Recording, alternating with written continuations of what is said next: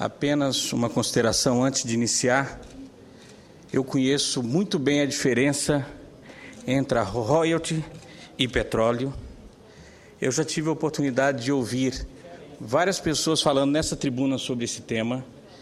Não me sinto em nem um minuto pressionado pelos tocantinenses, não me sinto ameaçado em nem um minuto nos aeroportos. Nunca vendi que royalty é petróleo. Então, eu quero apenas esclarecer, senhora presidente, o meu voto foi consciente, vai ser consciente, não é voto pressionado, é um voto que busca justiça. Feitas essas considerações, senhores senadores, senhoras senadoras, a consolidação da democracia brasileira passa necessariamente pelo fortalecimento dos partidos políticos, pela reconquista da confiança popular pelos partidos, por uma ampla... Por gentileza, o regimento interno, senador Magno Malta, ele fala pela liderança. E pela liderança não há a parte. Desculpe, senhor presidente, é porque ele citou parte do meu pronunciamento. Só queria lembrar que ele é suplente, ele não estava aqui quando a matéria foi votada. Regimentalmente, ele não fez nenhuma referência pessoal a Vossa Excelência. Então... Que ele é suplente na época da votação e não estava aqui.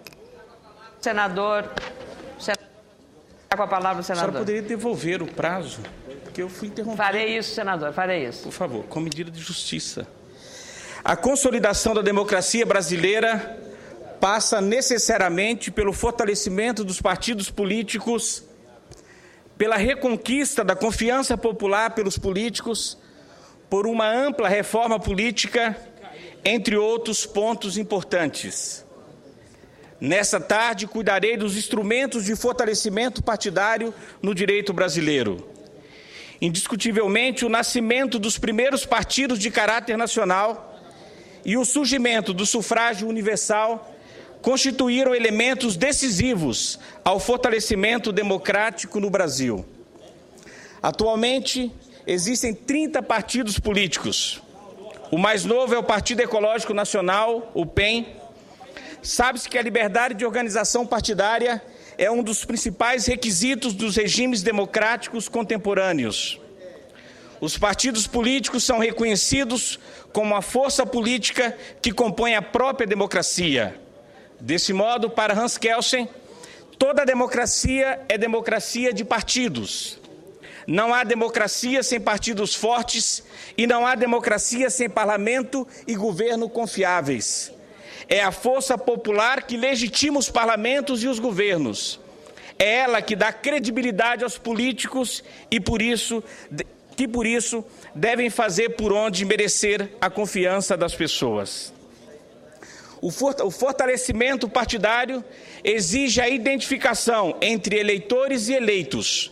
No Brasil é muito comum, logo após a eleição, o eleitor esquecer em quem votou e não acompanhar a atuação daquele que ajudou a eleger. Esse desinteresse é lamentável e tem levado o cidadão brasileiro a conviver com a improbidade, com a corrupção e com o desvio do dinheiro público com certa naturalidade. Com isso, os parlamentos, os governos e os políticos, de maneira geral, a cada dia perdem confiança popular.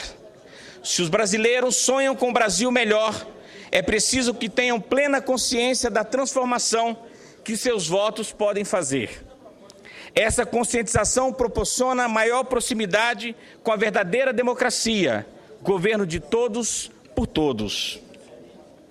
No Brasil de hoje e de ontem também, é inegável a influência determinante do poder econômico no processo eleitoral. Espero que no Brasil de amanhã seja tudo diferente. O alto custo da eleição afasta o cidadão comum da vida política, seja porque não tem recursos próprios para investir, seja porque não tem acesso aos financiadores privados.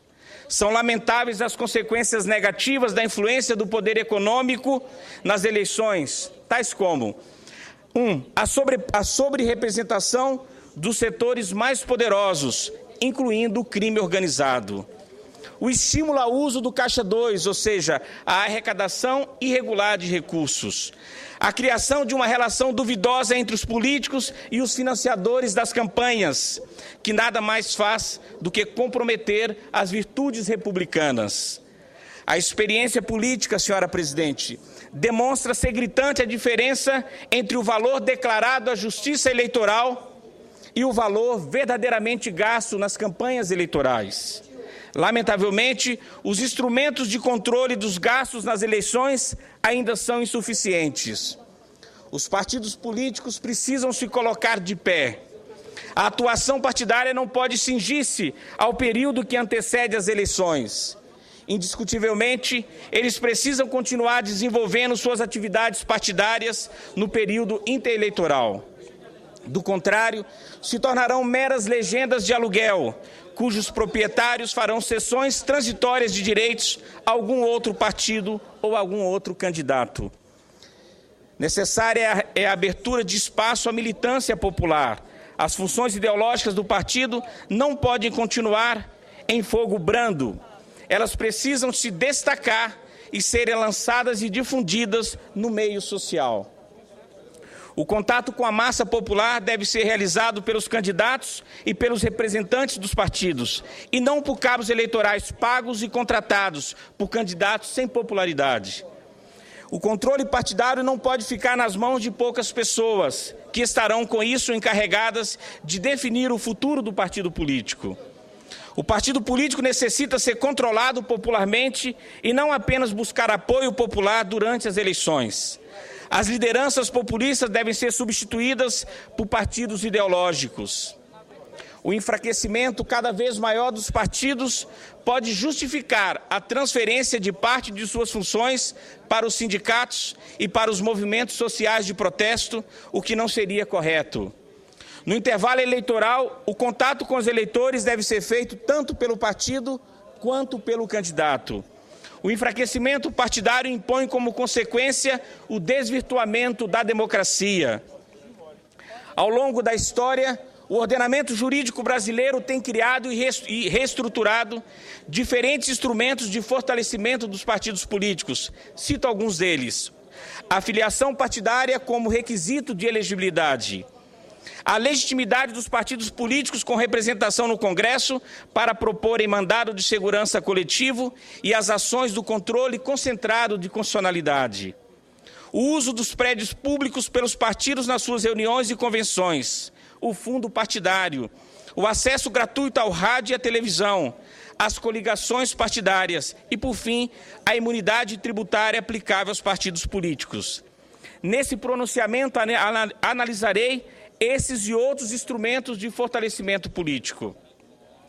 Considerando, porém, senhora presidente, o adiantado da hora, o número de oradores inscritos e o término do prazo regimental que me foi concedido, peço a Vossa Excelência que considere como lidas as demais peças desse pronunciamento.